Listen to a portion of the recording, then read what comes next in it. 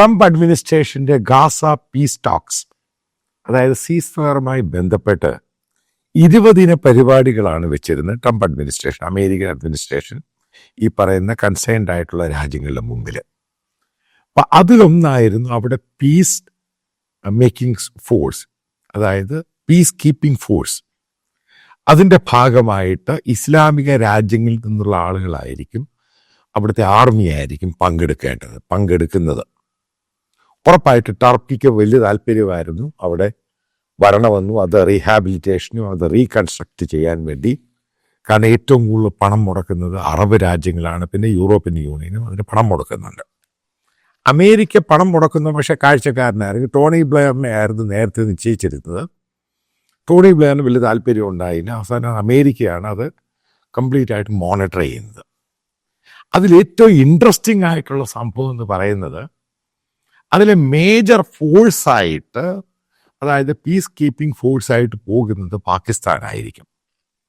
ഇതിൻ്റെ ഭാഗമായിട്ട് തന്നെയാണ് ട്രംപ് ഈ പറയുന്ന അസിം മുനിറൻ ഭൂലോ വലിയ സംഭവമാണ്, മാടയാണ് കോടയാണെന്ന് പൊക്കി അങ്ങ് അടിച്ചു.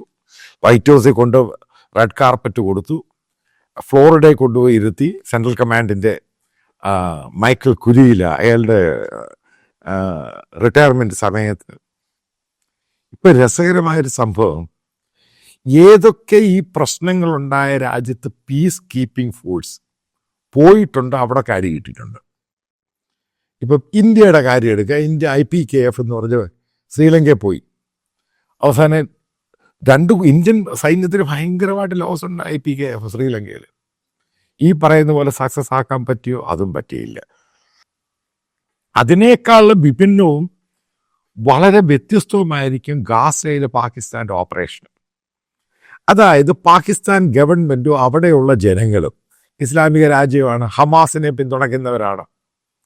അവിടെ പീസ് കീപ്പിംഗ് ഫോഴ്സായിട്ട് റീഹാബിലിറ്റേഷൻ, അതായത് പവർ ട്രാൻസിഷൻ, അവിടെയുള്ള പവർ, അവിടെ പാലസ്റ്റീൻ അതോറിറ്റി, അവരോട് ആരാണെന്നൊന്നും അറിയാൻ പറ്റത്തില്ല, ഇനി ആരവിടെ വരുന്നത് നോക്കൂ. അവർക്ക് അത് ട്രാൻസിഷൻ ഇവർ ശരിയാക്കി കൊടുക്കണം. മനസ്സിലാക്കുക, ഒരു യെല്ലോ ലൈൻ വരച്ചിട്ടുണ്ട്.